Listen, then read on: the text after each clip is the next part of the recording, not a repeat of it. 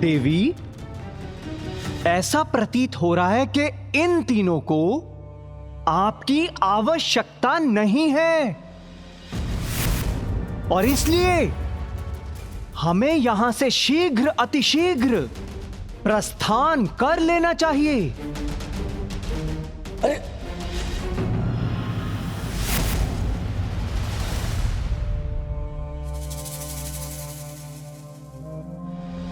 इस सुंदरी के हाथ में जो कुछ भी है उसका एक घूंट पान करने में कोई समस्या नहीं है।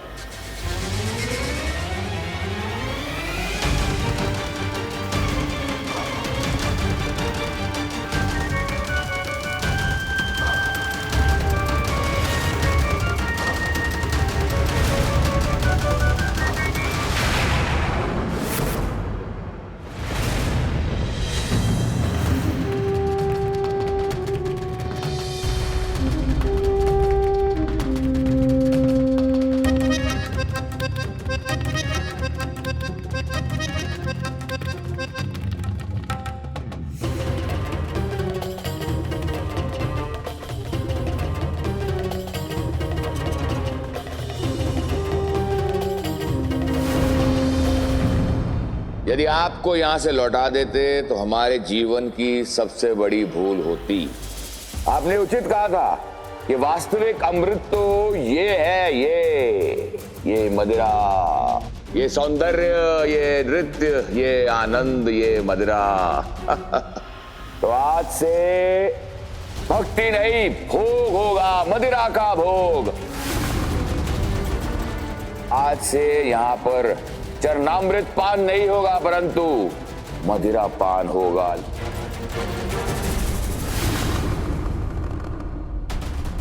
त्रिपुरासुर की रक्षा करने वाली आपकी भक्ति की ढाल अब नष्ट हो चुकी है पिताश्री। स्पष्ट कर दिया है उन्होंने कि अधर्म के प्रति है उनकी वास्तविक भक्ति। तो प्रभु, इसके पूर्व की उनकी असुर सेना जीवित हो, उनके पूर्व सीधी रेखा से बाहर आए और असुर सहस्त्र वर्षों तक सर्वत्र विनाश करें, उनका अंत कर दीजिए।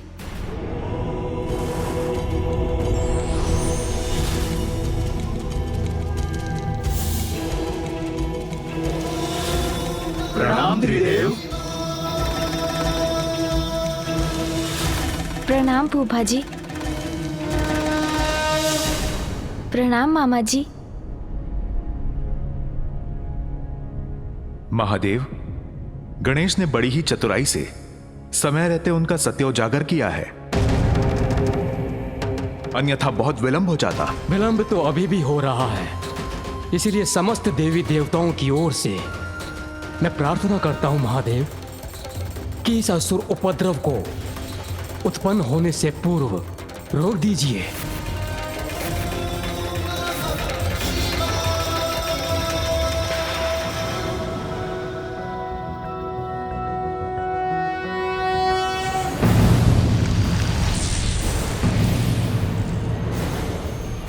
स्वाहा स्वाहा।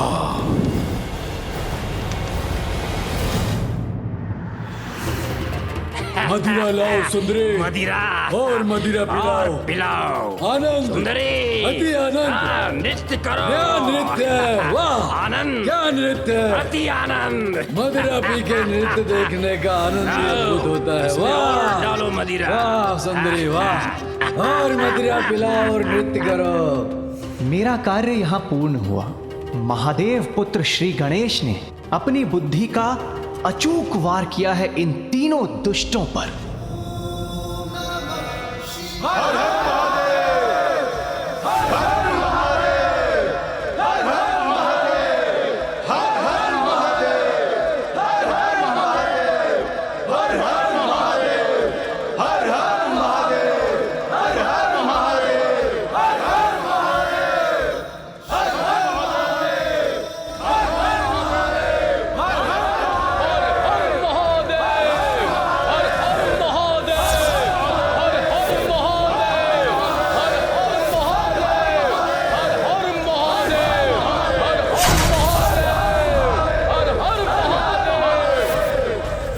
त्रिपुरासुर का वास्तविक चरित्र स्पष्ट हो गया है।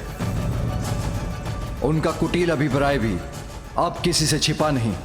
गणेश के प्रयासों से त्रिपुरासुर का सत्य उजागर हो गया है, इसलिए उनका अंत करने को तत्पर हूं मैं, तत्पर हूं मैं, तत्पर हूं मैं।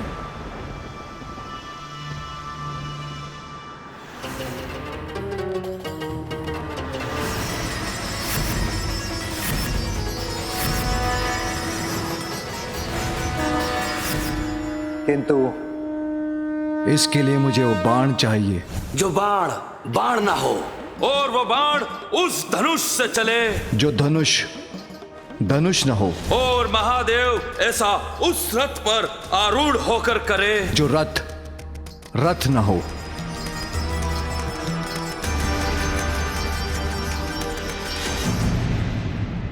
ये सभी कौन प्रस्तुत करेगा?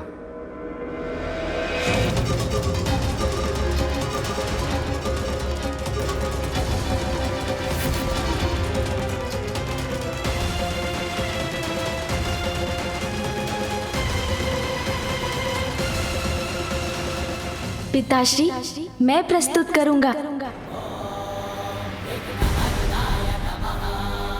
पुत्र, ऐसा रथ, धनुष और बाण कहाँ ढूंढोगे तुम?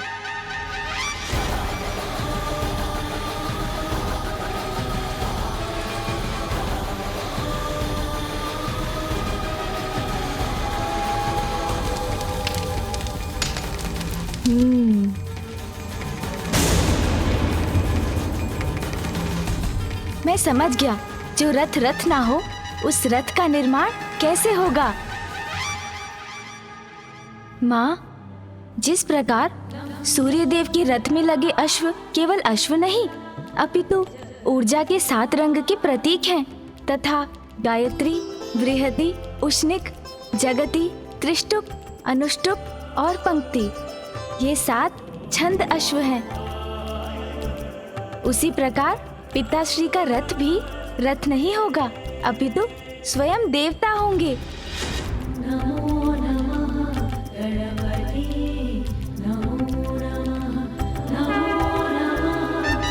और देवताओं के इस रथ का निर्माण करने के लिए मुझे ब्रह्मांड के सबसे श्रेष्ठ और कुशल शिल्पी विश्वकर्मा जी की सहायता चाहिए होगी।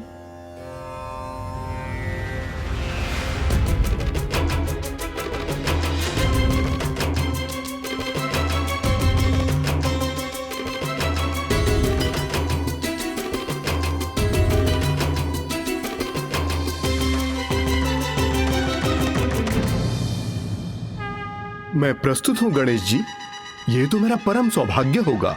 उचित है, फिर सभी का आशीष लेकर हम रथ निर्माण का कार्य प्रारंभ करते हैं।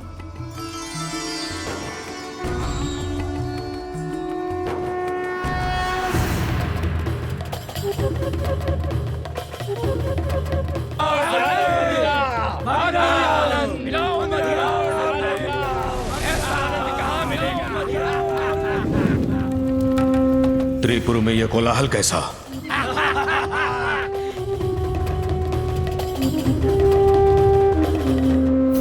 मूर्ख, थोड़ी और प्रतीक्षा नहीं कर सकते थे?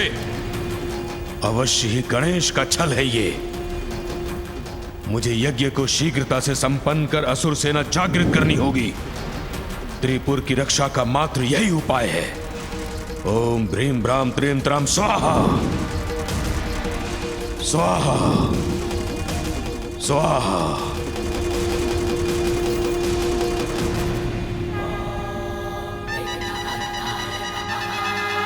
हे पार्वती नंदन गणेश, मैं विश्वकर्मा देव शिल्पी होकर भी यह कल्पना नहीं कर सकता कि धनुष, बाण और रथ का निर्माण हम कैसे करेंगे, जिसकी हमें आवश्यकता है, जो हो भी और ना भी हो। यह कैसे संभव है?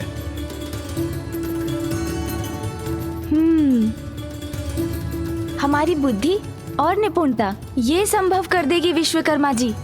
हम ऐसे सर्वदेवोमय रथ का निर्माण करेंगे जो रथ नहीं है। सर्वदेवों में रथ? हाँ विश्वकर्मा जी, वो रथ जो सर्वलोकमय और सर्वभूतमय हो। जिसके दाहिने चक्र में स्वयं सूर्य देव और रथ के चक्र की तिल्लियों में 12 आदित्य विराजमान हों।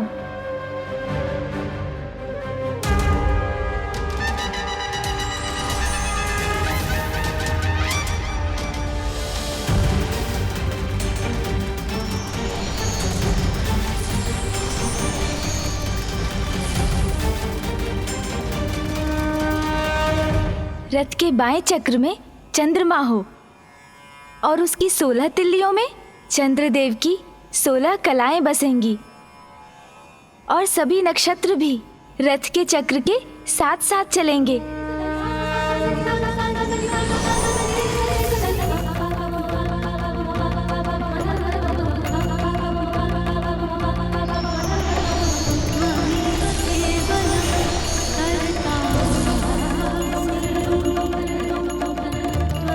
संपूर्ण अंतरिक्ष रथ का अग्रभाग हो।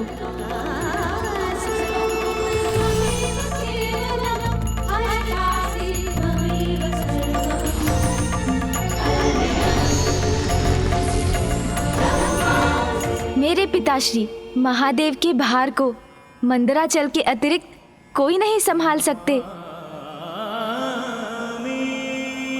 इसलिए रथ के बैठने के स्थान पर मंदराचल हो।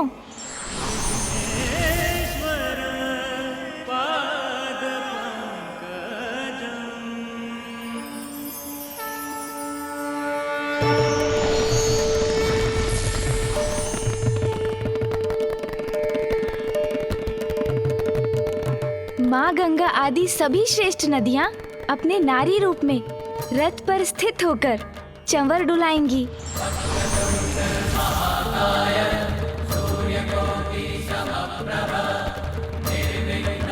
चारों वेद उस रथ के 4 अश्व होंगे।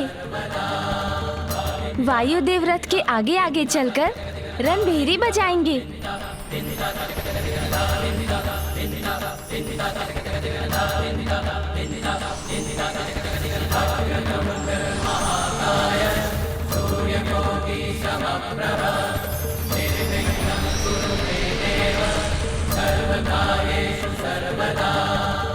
ब्रह्मदेव रथ के सारथी होंगे। ओमकार उनके चाबुक बनेंगे और आकार रथ का छत्र बनेगा।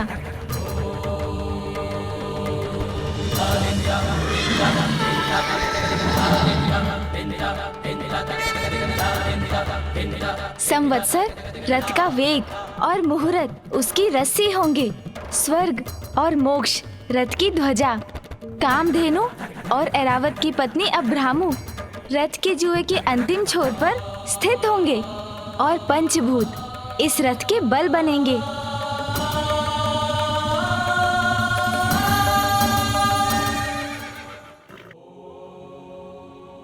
तो देवशिल्पी विश्वकर्मा जी, उस रथ का निर्माण हो गया ना, जो रथ नहीं है। आपकी बुद्धि और आपकी कल्पना अतुलनीय है, अद्भुत है प्रभु। धन्यवाद विश्वकर्मा जी। आइए अब हम धनुष का निर्माण करते हैं।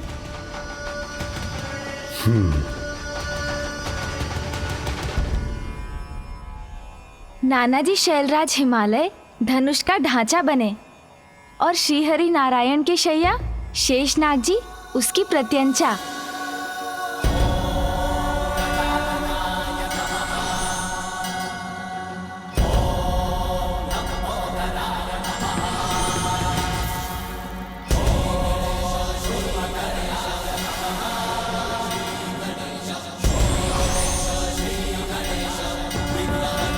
तो वो धनुष भी प्रस्तुत हो गया ना विश्वकर्मा जी, जो धनुष नहीं है। अब बाण, त्रिपुर को नष्ट करने वाले बाण स्वयं जगत के पालनहार मामा जी नारायण हो।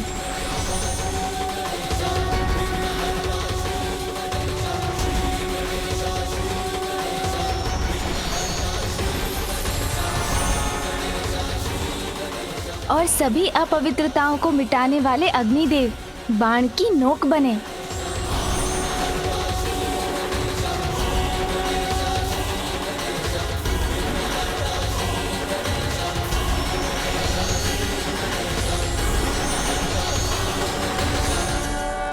देखा विश्वकर्मा जी, निर्माण हो गया ना बाण। जो बाण नहीं है, अब इनको पिताश्री के पास ले चलते हैं।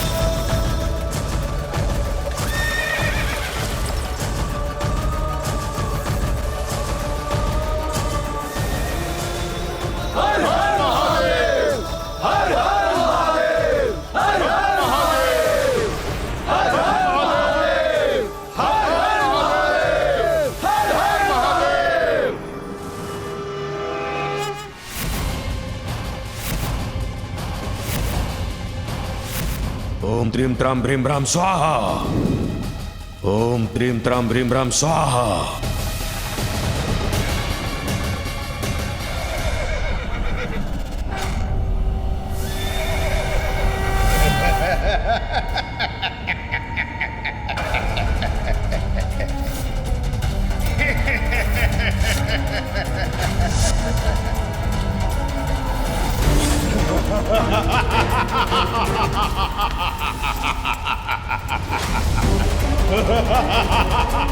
भ्राताश्री, ये काली छाया कैसी है जो त्रिपुर को ग्रसने का दुस्साहस कर रही है?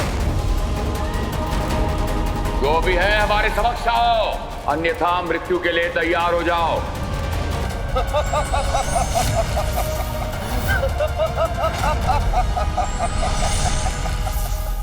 राहु,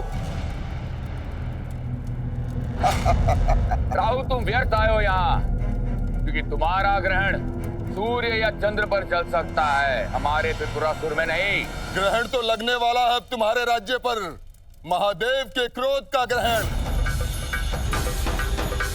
क्योंकि अब वो अपने रथ पर आरूढ़ होकर तुम्हारा विनाश करने के लिए निकल चुके हैं। और ये मत भूलो, त्रिपुर भी अब एक सीधी रेखा में आने वाला है। तुम्हें वो वरदान तो स्मरण है ना, जब सहस्त्र वर्षों में हमारे त्रिपुर के तीनों पुर एक सीधी रेखा में स्थिर हो, और जब शिवजी अपने एक ही बाण से हमारे तीनों पुरों पर प्रहार करें।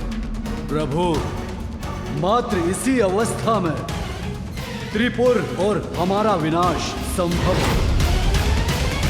बस यही स्मरण कराने और सचेत करने आया हूं तुम्हें मैं कि तुम्हारा विनाश तुम्हारी ओर बढ़ रहा है।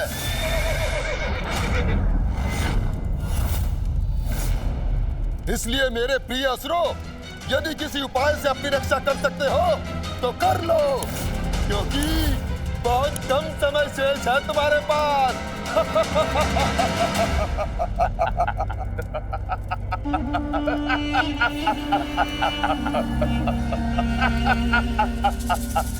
उचित कहा तुमने राहु, समय शेष नहीं है, परंतु असुरों के विनाश के लिए नहीं, हमारी शक्ति और सत्ता की पुनर्स्थापना के लिए।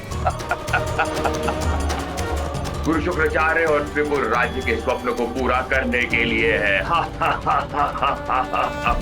राहु, जो तुम समाचार लाए हो उससे कहीं अधिक भयावह दृश्य नहीं है ये।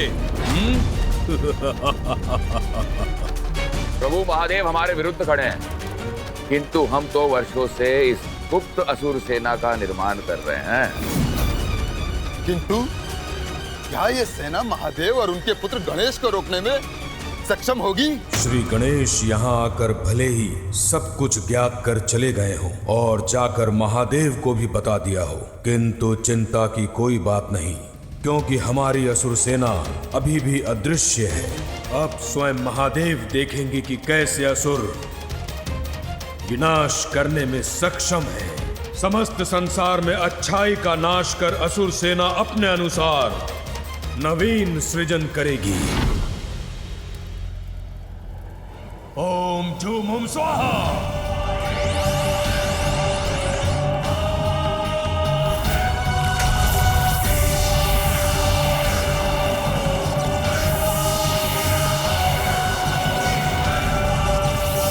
स्वाहा स्वाहा।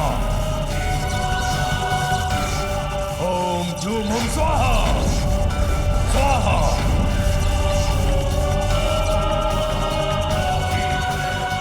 अब देखता हूं हमारी असुरी सेना से संसार की रक्षा कौन करता है।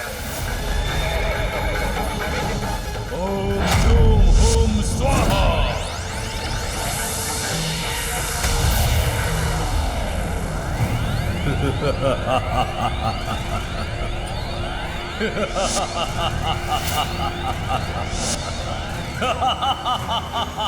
अब हमारी असुर सेना जीवित होने के लिए तत्पर है। सफल हो गया मैं, पूर्ण हुआ यज्ञ। अब मुझे इस यज्ञ की अग्नि को और प्रज्वलित करने की कोई आवश्यकता नहीं, और ना ही तत्वों की ऊर्जा चाहिए मुझे। तुम्हारे एक आदेश पर यह सेना विनाश करने को तत्पर हो जाएगी। मैंने अपना कार्य कर दिया, अब तुम त्रिपुरासुर अपना कर्तव्य निभाओ। हर हर महादेव।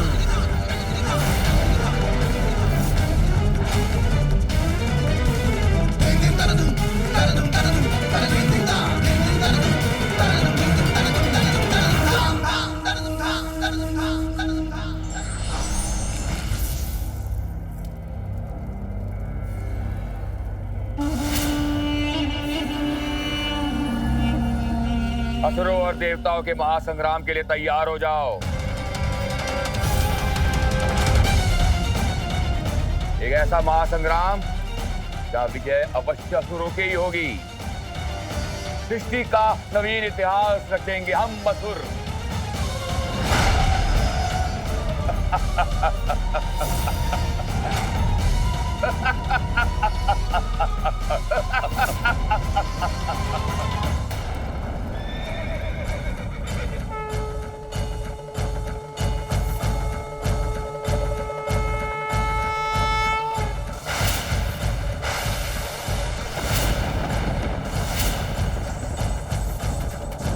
महादेव हमारा विनाश करने बढ़ रहे हैं, किंतु हम भी उनके बाण का उचित उत्तर देंगे। हमारे महाअसुर बाण से, हमारे महाअसुर बाण से। त्रिपुर असुर योद्धाओ उठो और भयानक सर्वनाशक बाण की आकृति लेकर नष्ट भ्रष्ट कर दो उस बाण को जो बाण ही नहीं है, उस धनुष को जो धनुष नहीं है, उस रथ को जो रथ ही नहीं है।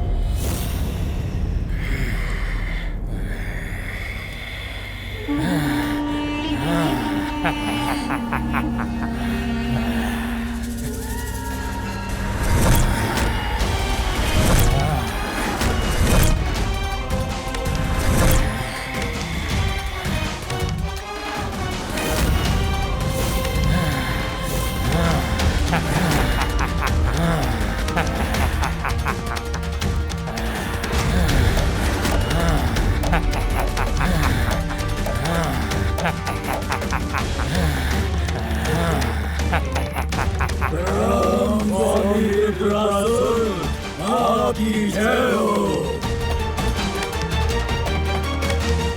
त्रिपुर त्रिपुर त्रिपुर त्रिपुर त्रिपुर त्रिपुर त्रिपुर त्रिपुर त्रिपुर त्रिपुर त्रिपुर त्रिपुर। अब जाओ मेरे महासुर बाण और नष्ट भ्रष्ट कर दो महादेव के रथ को। जाओ।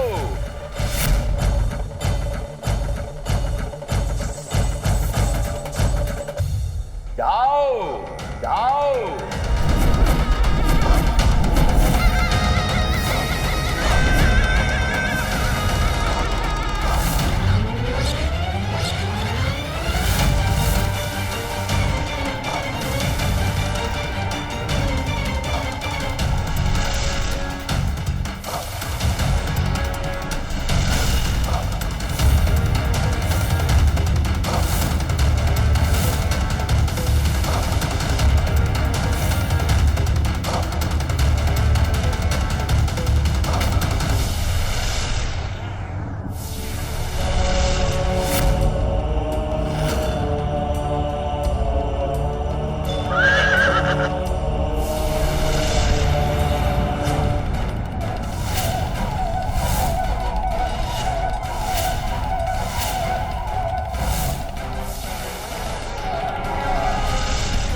तो प्रभु महादेव के रथ पर असुरी शक्ति का महाबाण चलाकर इन ढोंगी असुरों ने अपनी धृष्टता का परिचय तो दे ही दिया।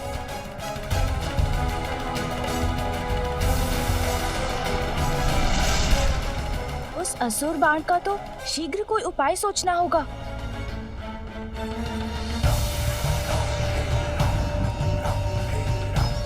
प्रभु महादेव, यह असुर बाण हमारी ओर तीव्र गति से आ रहा है और आप विष्णु बाण मात्र एक बार ही प्रयोग कर सकते हैं और साधे हुए बाण को हटाकर दूसरा बाण लगाना अधार्मिक होगा। अपनी रक्षा के लिए त्रिपुरासुर ने ऐसा उपाय किया है जिससे हम सब फंस गए हैं।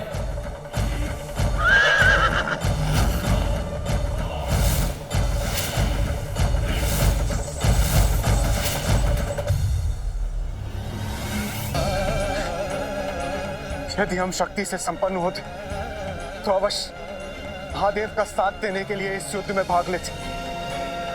अब क्या करेंगे महादेव, क्या करेंगे?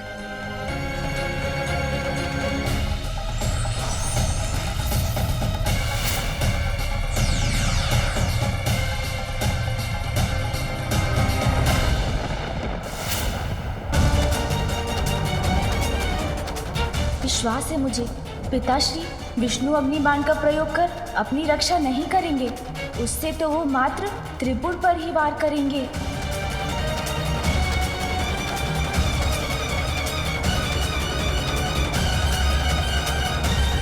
मुझे अभी कुछ करना होगा।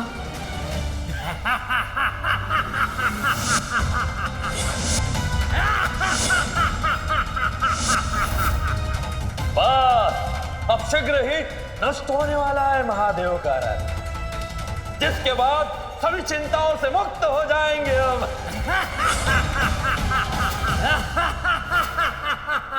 माँ, मुझे पिताश्री की सहायता करने जाने की अनुमति दीजिए।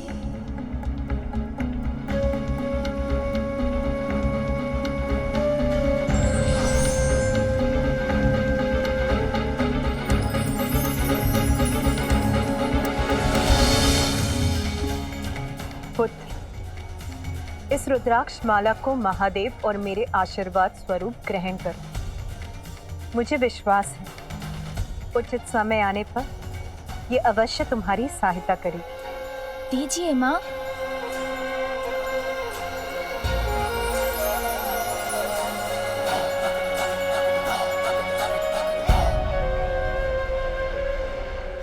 प्रणाम माँ।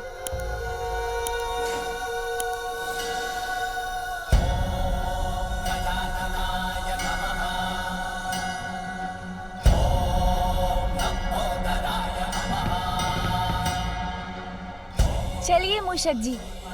चलिए प्रभु।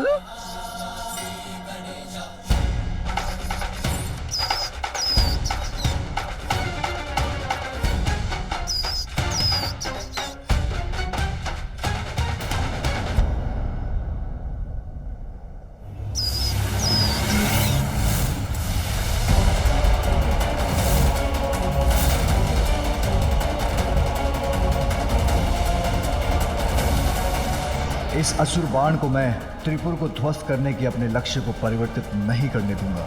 जब तक त्रिपुर एक सीधी रेखा में ना आ जाए, मुझे विष्णु बाण को इसी प्रकार यथास्थित रखना होगा। कहीं त्रिपुर के सीधी रेखा में आने के पूर्व ही ये असुर बाण हमारे इस रथ से टकरा गया तो सर्वनाश हो जाएगा।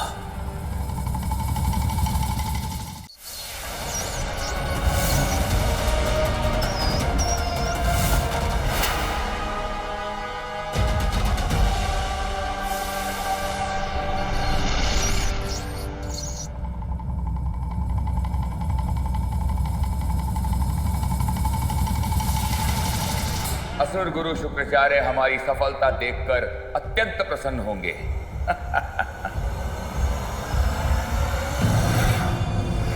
सुरक्षित रहेंगे त्रिपुर, नाश होगा महादेव के रथ का और प्रारंभ होगा कभी ना नष्ट होने वाला असुर साम्राज्य।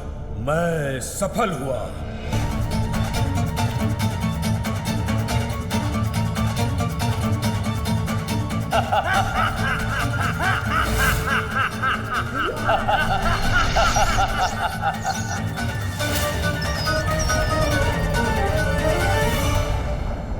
मूषक जी, यही उचित समय है।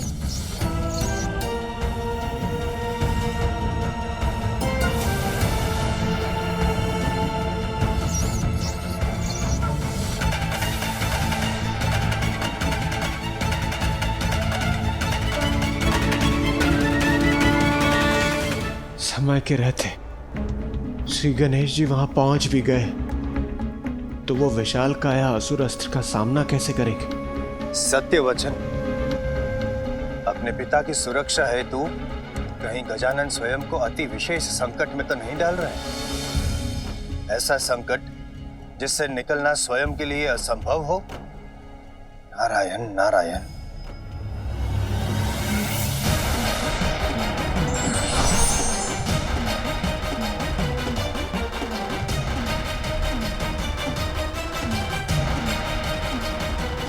अपना आकार कितना भी बढ़ा ले गणेश, हमारे अपराजय अस्त्र से टकराकर यह अवश्य नष्ट हो जाएगा।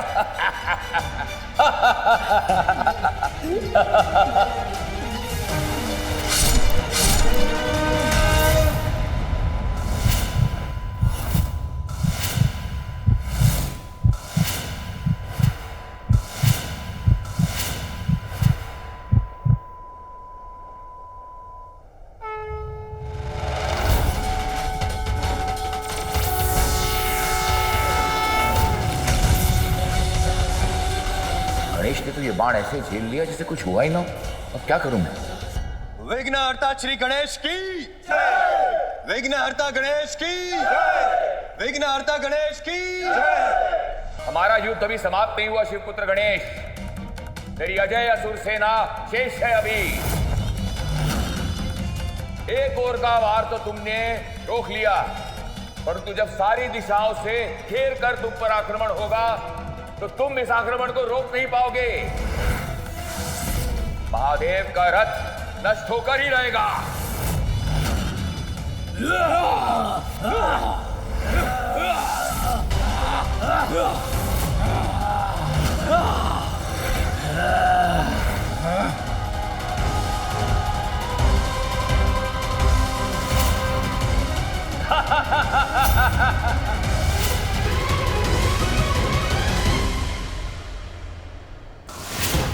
असुर सेना तो अत्यंत भयंकर है। महादेव और प्रथम पूज्य गणेश चारों दिशाओं से आने वाले इन संकट को कैसे रोक पाएंगे?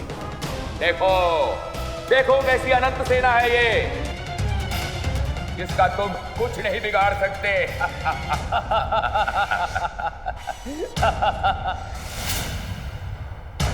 विनाश यदि आज होगा तो देवताओं का और अन्य जीवों का, क्योंकि इसके पूर्व ये सभी त्रिपुर एक सीधी रेखा में आए। हमारी ये सेना महादेव के रथ को ध्वस्त कर देंगी।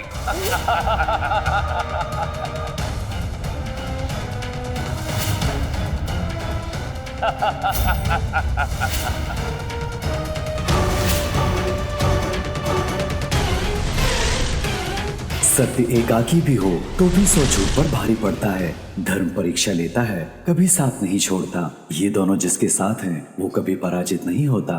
धार्मिक वीडियो सबसे पहले देखने के लिए हमारे चैनल को सब्सक्राइब करें और बेल आइकन दबाएं।